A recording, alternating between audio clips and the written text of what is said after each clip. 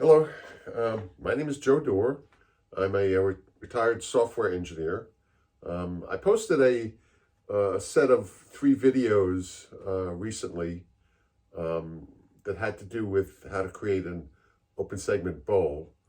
And a couple of people actually asked me if they thought it would be a good idea if I did a shop tour because they thought the shop was pretty cool. Anyway, so that's what I'm doing. I'm just gonna explain the different equipment I have, and how I decided on that equipment, and the features that I thought were important.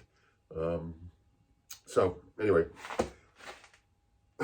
so about 4 or 5 years ago, I was coming up to retirement, and I just wanted to come up with a hobby. And my son actually suggested I get involved in woodworking again because I had done some in my early 20s. And he suggested I look into CNC routing. So I did that, and that's how I started down this path. So let me explain some of the equipment that I have in my shop and how I got there. So this is a Grizzly 15-inch planer. It'll do a 6-inch capacity. Actually, the original planer I had a DeWalt 13-inch, which is a good planer. But I upgraded to this about 1.5 years ago, 2 years ago. So the one thing to know about planers and jointers. So this is the other tool that kind of goes along with a planer.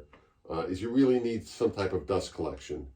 If you're doing it indoors, absolutely. If you're doing it outdoors with the DeWalt, you can probably get away with it if you don't mind covering your yard in sawdust, because it actually has a blower built into the unit.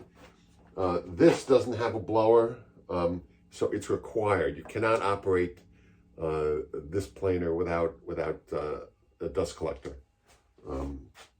It has a 4-inch port on the back, as does this. This actually is a jointer from Wahuda, and it's the only jointer that I've seen that's a benchtop model that has a capacity of 10 inches. So this is a 10-inch capacity jointer. So for those of you who don't know, you need a jointer. You can't just make a board flat with just a planer without doing something else. You have to start with one flat side to get a flat board, because what ends up happening with a planer is if you put a board that's bowed through a planer, as the board goes underneath the infeed and outfeed rollers, the board will actually get bent downward, goes under the cutter heads, comes back up, and now it's still bent. So unless you have one flat side, you really can't do it. So you can either use a jointer that will give you a flat side, or you can also do something like this, create, in fact, a rigid sled. You take your board that's not flat, you put it on here, you shim underneath it, and you use hot glue to hold the piece onto the sled, and then you run the whole thing down so you can get one flat side. That's a real pain. That's why I wanted to get the highest capacity jointer, so I can handle up to a 10-inch wide board with the jointer before I have to go to a sled like this. So, and this Grizzly is actually a very nice,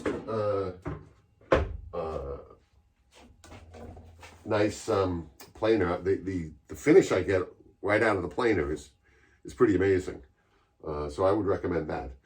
The other thing I will mention about my shop, I don't know if you can see it from here. Let me just angle this thing over here. Is that you look over here, what I ended up doing was putting in a separate panel off of my main electrical service, and all of my equipment is running off of that panel. And the reason I did that was because my oldest grandchild is 8 years old, and he's going to be getting to the point where he's going to want to be, down here. I'm going to want to show him things. So I want to make sure that I can shut everything down. All of my main equipment is off of that panel. So each of these machines has different keys that you could take out to prevent someone from turning it on. But then you have, a dozen keys floating around.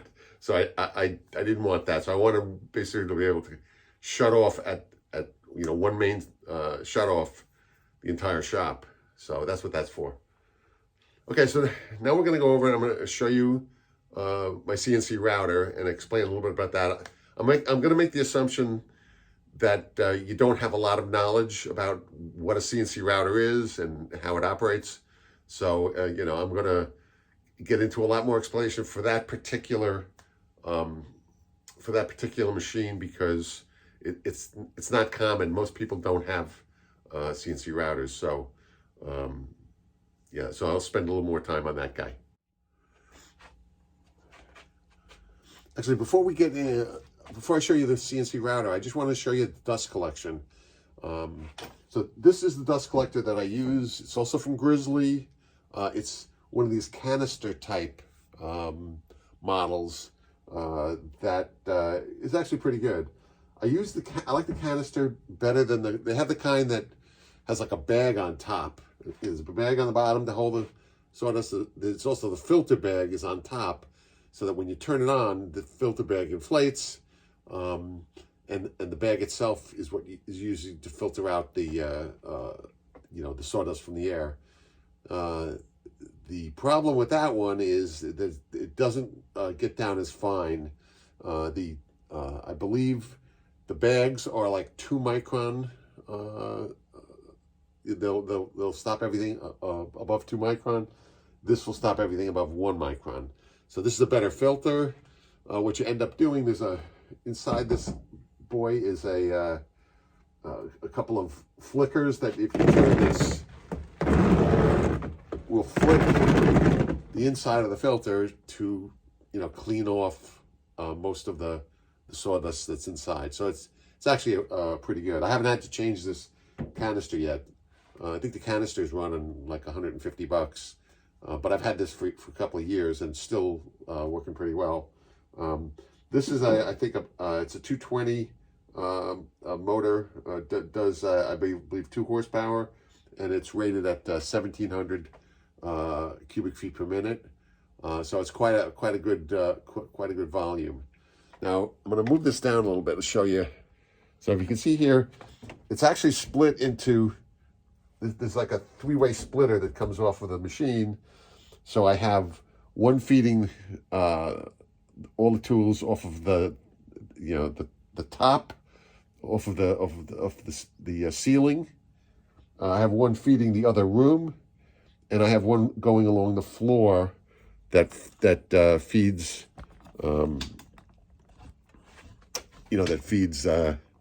like the lathe and other things. But if you notice underneath here, I don't know if you can see it. So I have this separator. So the line that is coming off of the jointer and the planer and the CNC router runs through this thing, and this is just a separator.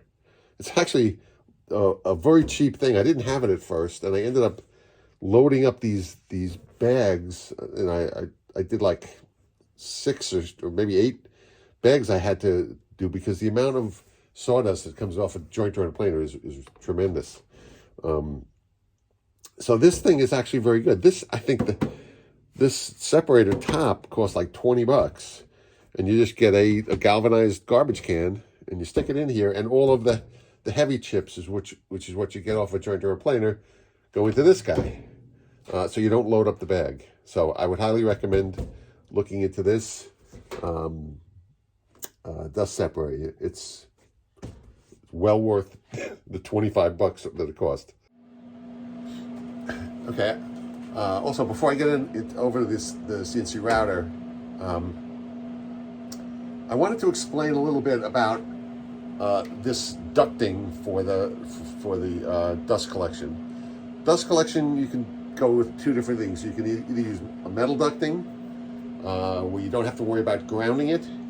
But if you use PVC, this is Schedule 40 PVC, 4-inch. If you use this, you have to ground it because air moving through PVC will create a static charge, and you don't want any sparks igniting, sawdust, which can be pretty explosive. So, what I did to ground it is I put a 14 gauge bare copper wire. I wrapped it around on the outside, and in the inside, actually drilled a hole in each at the top of each run. And there's another bare copper wire, same thing, 14 gauge, that runs inside the tube at the top. You want to put it at the top because if you put it at the bottom, you can get sawdust can accumulate on it, and it can lose its effect as a grounding. So I ground it in like 3 or 4 places in case I get a break. But each of these is connected to the other, with a wire nut. So anyway, that's what you have to do if you want to would do this. And I have these things run to basically every piece of equipment in the shop. All right, now let's take a look at the CNC router. Okay, so for people who don't know what a CNC router is, the CNC stands for, by the way, Computer Navigation Control. They make CNC machines, they make CNC lathes, they make CNC milling machines. A CNC router is basically a spindle that is on a gantry where you can programmatically control the X, Y, and Z coordinates. So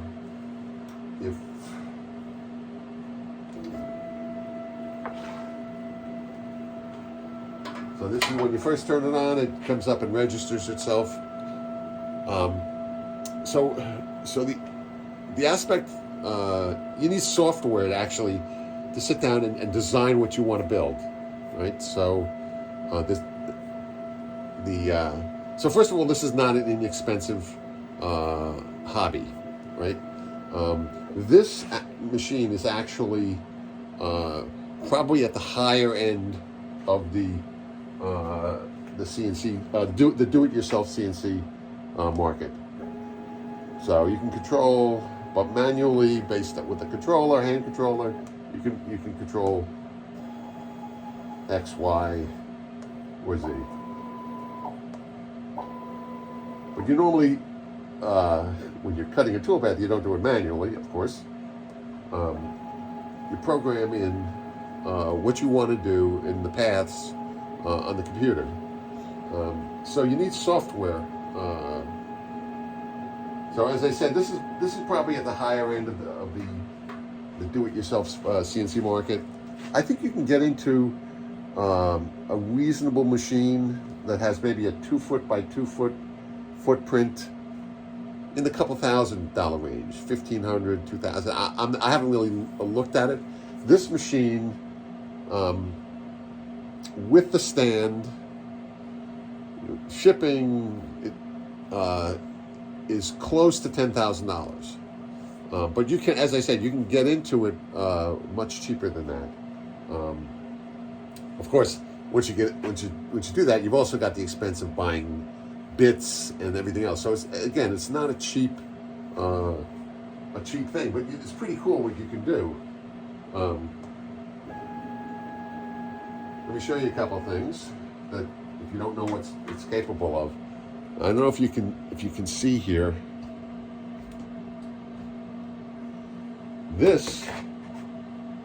bed here is not actually the bed of the machine. The bed of the machine is underneath it. This is a vacuum hold down thing that I created, and I don't know how well it's showing up here, but it's got. I just resurfaced this thing, so it's got this grid pattern, and I've got a 1-inch grid pattern, just so I can help me lay out things. So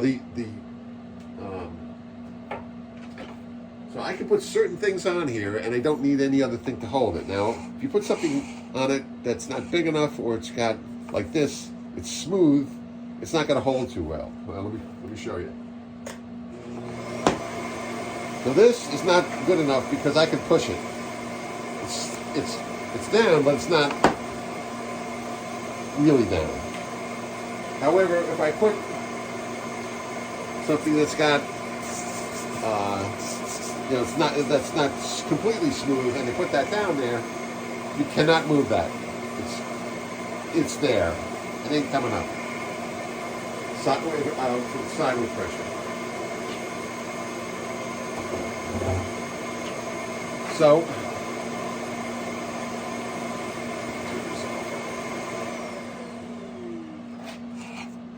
there's these little round holes you see there. As I said, I just resurfaced this. Those were actually the result of drilling registration holes when you're doing two-sided work. When you're doing on one side and you want to register it exactly.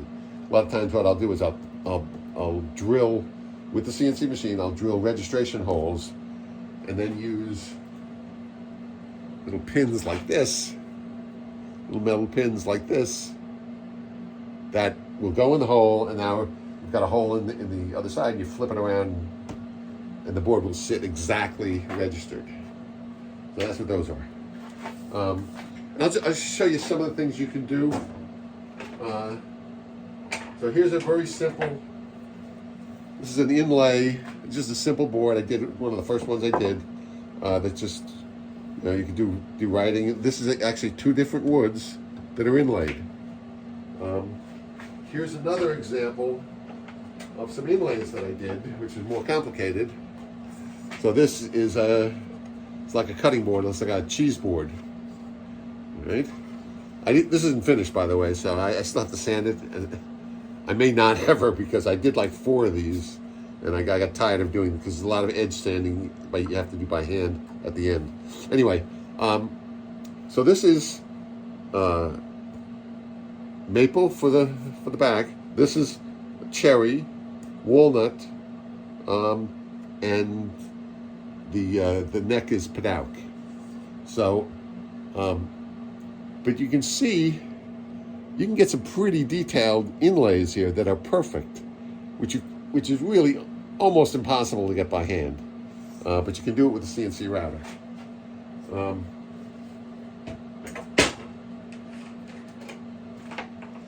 These guys I did on the CNC router, so you can work with either wood, you can work with acrylics, you can do some etching with non-ferrous metals. You can't do any really thing with metals. If you want to do something with metals, you need a milling machine, so you have cooling, liquid cooling, and there's none of that here. But I did these guys. I did like 3 of them with different numbers of segments with one sheet. I had a 2-foot by 3-foot sheet. Put it down here. Turn the vacuum on, and I cut them all at once. Now these tool paths can take a while. Like the one that cut out this and all these different lines was like over 4 hours. So sometimes the tool paths take a long time. Here is a cutting board that I made, and I just used this is an end grain cutting board. I just used the CNC router to do the juice groove that you can see here, and also the handholds on either side, and I did the cutout on it. So you could do some very interesting things. This actually is something that I did. This is also padauk, and So I didn't come up with this design. I downloaded it. There's a whole bunch of things that you can download, and this I was able to do on the CNC router. It took a while. This toolpath might have taken like 8 hours. I'm not sure. It's very detailed, but you're not actually doing anything. You start this toolpath, and that's it. So anyway, so those are some of the things you can do with the CNC router. Quite versatile. I use it all the time for doing even building other things that I have in the shop. I actually used it. I created a cradle, which is obviously a bigger thing. But I did the individual parts. I did a lot of it on the CNC to get perfect cuts, silhouettes that I needed for it. So anyway, again, this this brand is called Axiom, Axiom. This is near. They have an entry level, which is a little less expensive, and they also have a more expensive elite level. This is the pro version. It's a 2 feet by 3 foot bed. You can go up either 2 by 2, 2 by 3, or 2 by 4. And it comes with a liquid cooled spindle. Some CNC machines, by the way, don't have a spindle. You have to supply your own, so you get a router and stick it in there. Some come with software. So if you buy one of those, you don't have to buy software. If you are going to buy software, if you're going to buy a CNC machine that doesn't come with software, or you don't like the software, I would highly recommend using software from a company called Vectric. They're based in the UK. VECTRIC, Vectric software. They have 3 different models that I think make sense for this. VCarve Desktop, VCarve Pro, and something called Aspire, which is what I have. The cost of these, I think the VCarve Desktop is about $300. The VCarve Pro is around $700, and the Aspire is $2,000. But I will say that especially as a software engineer, it's one of the best pieces of software, the most intuitive, easy to learn pieces of software that I've ever seen. So they really did a nice job on the software. So if you're not really computer savvy, that might be a really good one to look into. It's used by a whole bunch of CNC people, and they have a ton of tutorial videos. So the learning curve is as easy as it can be, I think. All right. So now I'm going to show you the lathe, and then we're going to move over onto the other side of the shop, and I'll show you what I have over there. Okay, this is my lathe. It's a Nova Orion. It's an 18-inch lathe, and it's a DVR machine. And I actually have 3 DVR machines in the shop. DVR, by the way, stands for Digital Variable Reluctance. What I like about the DVR motors is that, first of all, there's no belts. There's no changing of any belts. It's obviously variable speed, but it actually senses. There's actually a control unit in here that's, I think, put out by a company called Striatec. The controllers are pretty similar, so I think it's all the same company that makes the controllers. But anyway, what it does is it actually senses the actual speed of the lathe in this case, and it will increase power if there's something slowing it down. Like, for example, whatever you're cutting and you're getting aggressive, it will sense the fact that it needs to supply more power and deliver that power. So they're very nice. I like the besides being a technology nut, I like the fact that these guys work like that. The other interesting thing about this guy is that when it came, it was wired for 110, and I wanted to convert it to 220 because if you convert it to 220, you pick up another quarter horsepower. So the only thing I had to do to convert this thing to 220 was clip the plug off, and then put a 220 plug on and plug it in.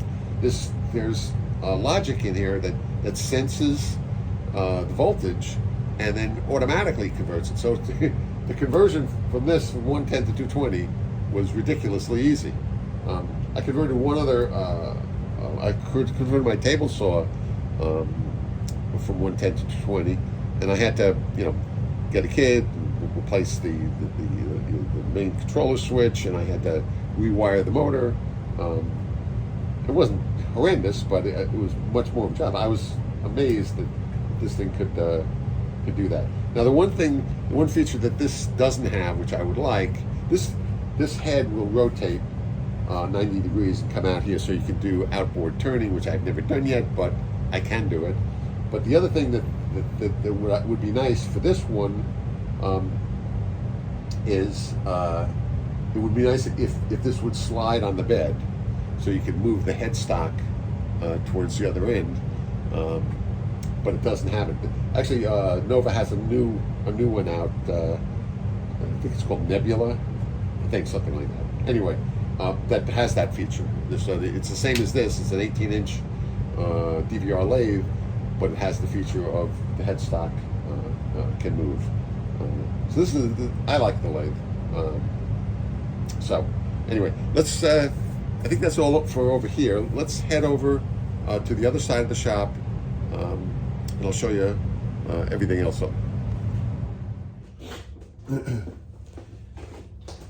Okay, here we are over in the other side of the shop. This is the finished area. Actually, in this room I used to have a pool table, and after I outgrew the unfinished side with my shop, I moved in here and got rid of the pool table. Anyway, this is my second DVR machine. This is a drill press. It's an 18-inch drill press, I believe, and so again, the reason I like the DVR is the fact that there's no belts to change. You don't have to worry about the speed. You don't have to worry about belt slippage or anything else. If you're muscling through some wood and it becomes tough, it won't bog down. It'll keep increasing pressure. It's also got an electronic depth thing, so you can set it 1/4 inch deep, and it'll stop. Actually, the motor will stop when you reach that depth. But the other thing I really like about this thing is there's a computer in here. So if I wanted to, for example, figure out what the right speed was, there's a whole computer in here. There's a whole facility here for you to do that. So I can say what type of bit I have: twist bit, brad bit, bullet point, Forstner bit. So if I say I have a Forstner bit and it's 1 3/8 by 2, 1 3/8 up to 2 inch, and it'll ask me, what are you going into, hardwood or softwood? Softwood is 500, hardwood is 250 revolutions, which is really slow. You look at this thing and then you can see it spin. I wouldn't know that. I don't have that kind of experience. So it's great for it to basically tell me, okay, this is what, and then sometimes it'll show you hardwood, softwood, acrylic. Sometimes there's a thing in there. So that part of it is fantastic. So this machine is also, this is Nova Voyager DVR, and I love it. So But to give you an example of some of the stuff that I use the CNC machine for is this shelf in the back. I didn't like the fact that the you know, the drill press is standing up like this, and even though it's very heavy and unlikely you would knock it over, I didn't trust it. So I built this thing, and I was able to build all of these things perfectly to the perfect size on the CNC. So so that's nice. So anyway. All right, so this is the next piece of equipment. This, by the way, is a drum sander. It's actually one of the best machines that I have for dust collection. Most of the dust that it creates gets sucked up here. It's one of these oscillating versions, so you turn it on. That's the main motor. You can control how much it oscillates. It's an oscillating version.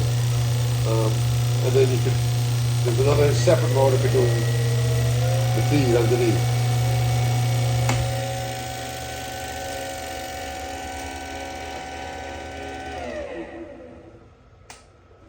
So this thing is great. I love this. This is a Jet 2244 oscillating. It can do 22 inches in one pass. It's open on the end, so if you had a tabletop that you were doing that was 44 inches, you could flip it around and you get up to 44 inches. Fantastic tool, love it. It really helped me do some things that you really can't do easily with any other tool. Okay, this is my table saw, obviously. It's a SawStop contractor saw.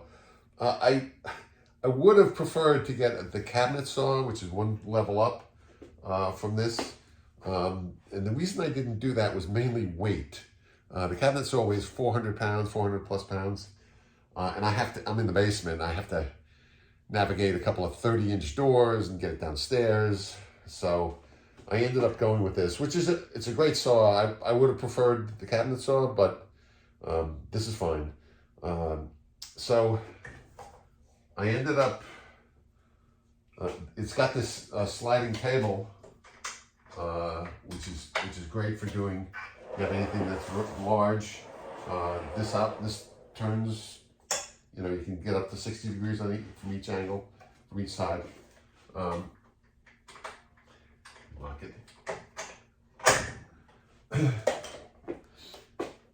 So, if you don't know anything about SawStop, SawStop has got a unique patented technology where what they do is they induce a static charge into the blade, so that if you were to touch your finger to the blade while it's spinning, it can sense that, and what it ends up doing in a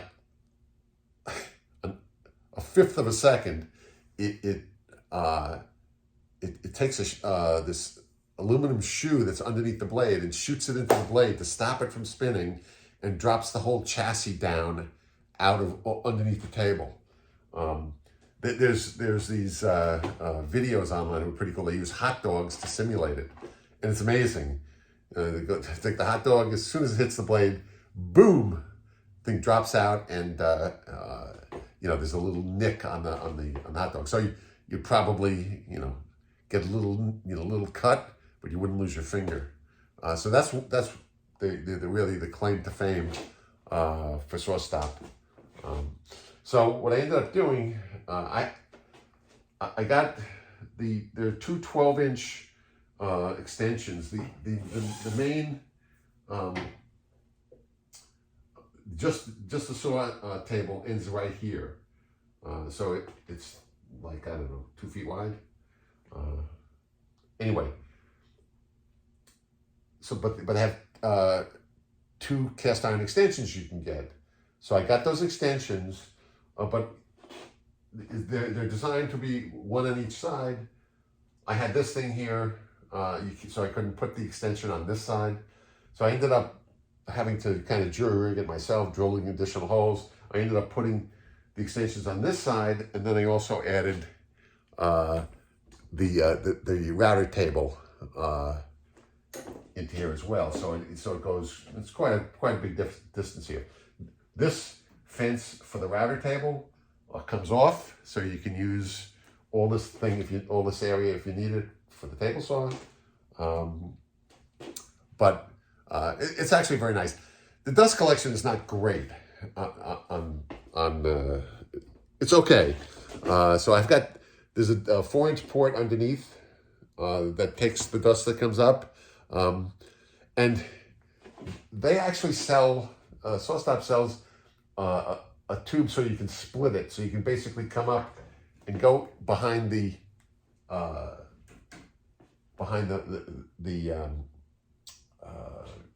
blade guard here to suck it out. But when you do that, it removes suction from underneath.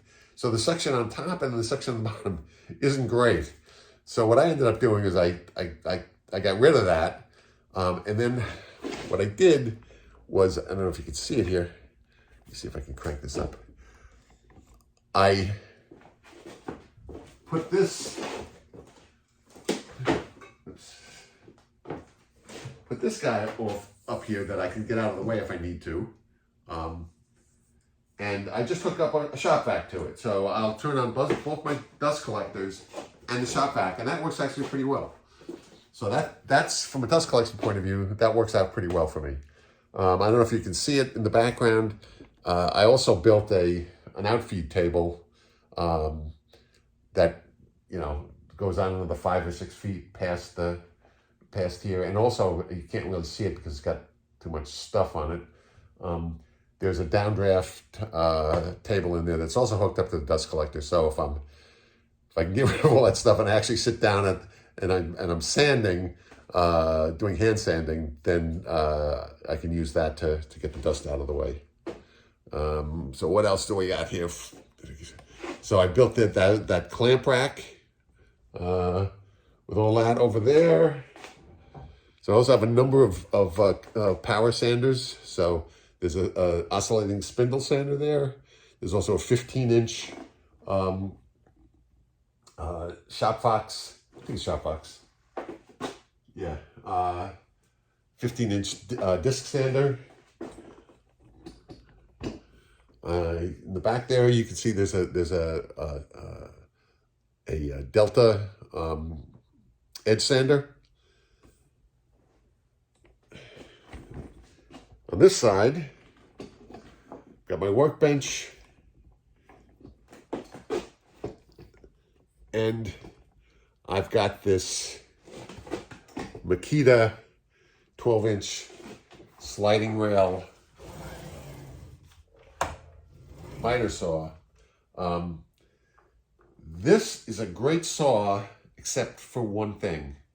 I like it because I got almost 15 inches, depending on how thick the wood is. I can do almost a 15-inch wide board.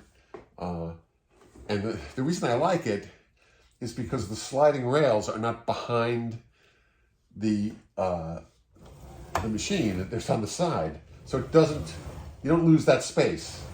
I would have to either, if I got a normal one that had the sliding rails in the back, I'd have to either cut a hole in the wall, or this would have to move out. But this is nice. The thing I don't like about it is their dust collection sucks. I don't know what they were thinking.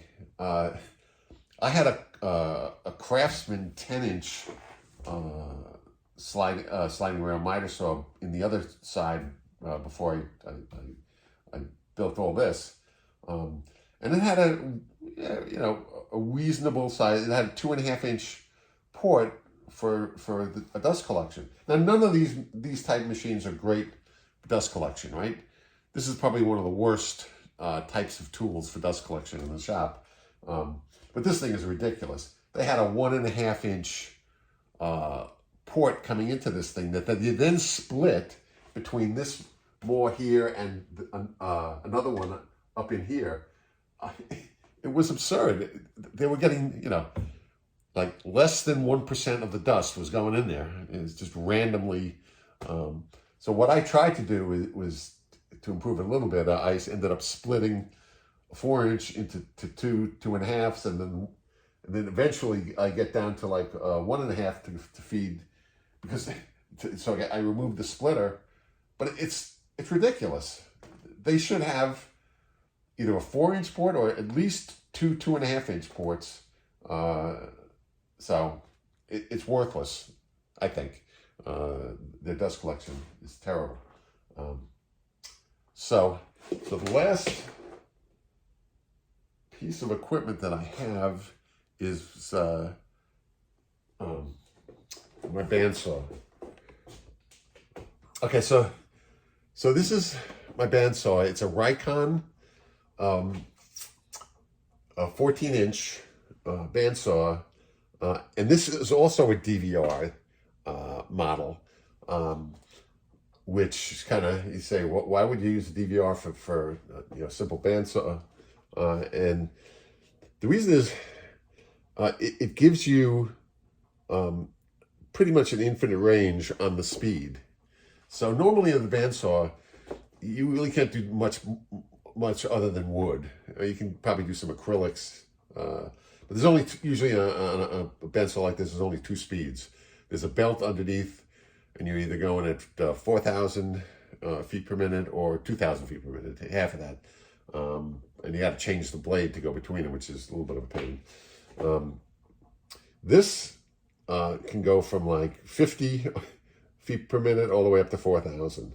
And the reason that's helpful is you can actually cut metal with this thing. I've cut angle iron, I've cut stainless steel.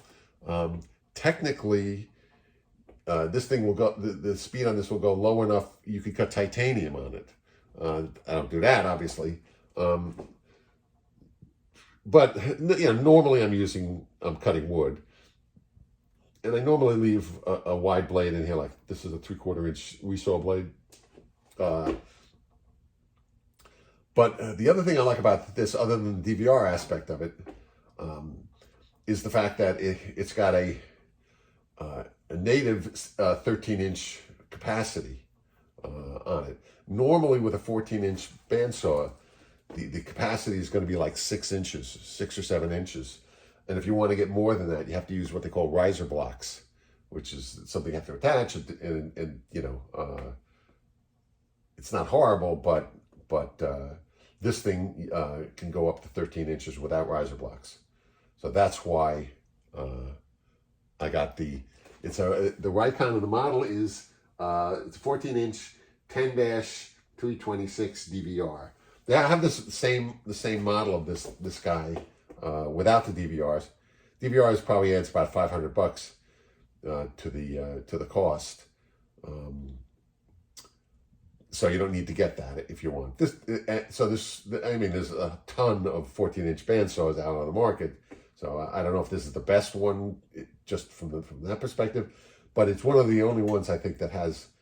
It's one of the few ones that has that kind of capacity, a 13-inch capacity for resawing. Okay, so I think that's pretty much it. Hope I haven't bored you too badly. And let me know what you think. Okay, thanks.